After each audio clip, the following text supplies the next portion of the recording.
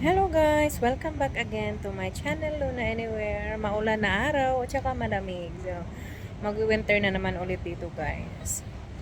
Ang ganda ng ano ko no, ang ganda ng background ng ano ko. So anyways, andito kasi ako ngayon sa malamig na lugar. Charot. Hindi nga andito ako sa city kasi mayroon akong inaasikaso. Tapos, habang nag-aantay ako, so magchichika tayo about doon sa yung matagal na kasi itong itinatanong, hindi lang itinatanong, talagang sinasabi to sa akin harap-harapan doon yung tungkol dun sa pagtatrabaho ko sa Kutihoy, ito yung sa home care na trabaho kasi nga sabi kasi ng ibang kaibigan ko dito na ibang departamento sila na ang sabi daw malaki daw yung sahod ko sa Kutihoy ito, mas malaki daw yung Kutihoy ito kaysa yung doon talaga mismo sa loob magtatrabaho.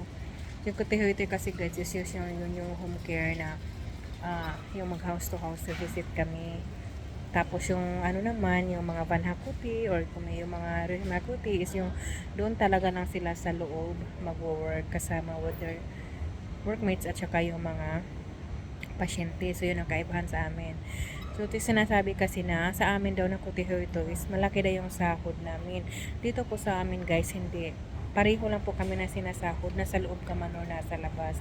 Dahil nasa isang kumpanya lang po kami at nasa isang lugar lang din po kami.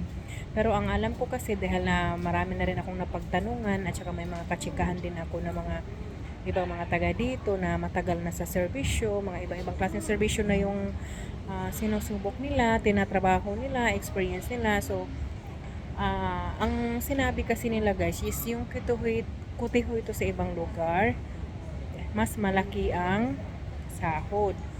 So, sinusumasahod sila na sa mga 18 to 20 euro per hour. So, kada oras yun. Yung oras nila is 18 to 20 euro. Depende kung saang lugar ka. At saka, hindi ko rin alam kung bakit ganun din yun kalaki or malaki naman talaga na yung 18 to 20 euro per hour. So sa ibang lugar guys, meron sa around city, ganun yung ano nila, yung pasahod nila per hour sa Kutihoy ito. Yung banda naman doon sa dito sa amin naman sa north, sa around Lapland area, so ganun din yung mga Kutihoy ito nila doon is 18 to 20 per hour. So, bakit ganun? Hindi ko alam. Pero mas malaki yun sa kanila. Mas mataas kaysa sa amin. Dahil sa amin dito, mapakutuhoy ka man or yung nasa loob ka man, pareho lang kami ng sinasahod talaga. Yun sa kontrata namin. So, iba, maganda. Maganda siya na medyo malaki. Maganda. Maganda sana lumipat. Charot. So, nag-iisip na ng lumipat no.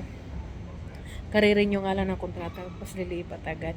So, yun guys. Sa Kutihoy ito iba. So, kayo dyan, yung mga nasa Kutihoy ito, na katulad ko, so, yan, merong mga chances na pwede kayong lumipat sa ibang lugar kasi nga mas malaki yung pasahod nila. Pero kung yung sinasahod nyo naman dyan nagkukutiho ito kayo is 18 to 20 per hour, so wag na kayong lumipat dahil ganun na yung bigayan talaga ng sahod nila bawat oras sa kutiho ito. Diba mas maganda? Kaya napapaisip din ako. Pero sa ngayon, wag na muna, hindi na muna ako lilipat kasi karirin ko lang na kontrata at saka syempre, di ba, medyo kalahating sako pa lang yung baon ko na finish language. So, mahirap na pag mapapalaban tayo doon sa mga pakbakan na talaga na usapan ba, yung usapang outside the world na. So, baka mamaya, mamumulot pa tayo na kung saan saan. So, ayun. So, ako naman, siguro lilipat pero hindi pa sa ngayon kasi wala pa rin sa wala pa rin sa plano ko na lilipat dahil okay naman ako dito sa workplace namin, okay naman lahat, tsaka yun, komportable naman din ako, kaya yun, sinishare ko lang naman sa inyo dahil baka mamaya yung iba nagkukitiho ito dyan, may bala kayo, so hindi po lahat na nagkukitiho ito is malaki yung sinasahod. Dahil yung sa amin is kapareho lang kung magkano yung sinasahod doon sa loob, ganun din yung sinasahod namin sa labas. So kung ano yung nasa kontrata, ganun lang. Magkaiba lang kami kapag meron kaming mga overtime. So yun ang pinagkaiba lang talaga. So pero bukod doon, pareho lang yung tinatanggap namin na oras, kung magkano yung oras, at saka pareho lang kami ng nakalagay sa kontrata ko ito ka man o van hakuti. So ayun, nililinaw ko lang. But for the others naman na gusto naman ng medyo mataas na sahod, yes, pwede tayo maghanap, pwede tayong lumipat. At yun, kasi kada lugar, iba-ibang lugar, iba-iba yung offer nila, iba-ibang kumpanya, iba-iba yung offer nila na sahod. So, hindi pari-pariho. Meron nag-offer na mga 3,000 plus. So, yun. Pero may mga qualification din sila na hinahanap. So, tagilid kasi tayo dyan, kaya hindi muna natin yan susunggaban. Saka na muna kapag yung may panlaban na talaga tayo. So, yan. Sinishare ko lang. At before ako mag-end ng video na to, isa shout out ko lang. Shout out dyan kay Almera Borge from Hong Kong. So, hello Almera Borge. Musta na? Nagano ka ba? Nag-registered ka ba sa HSS?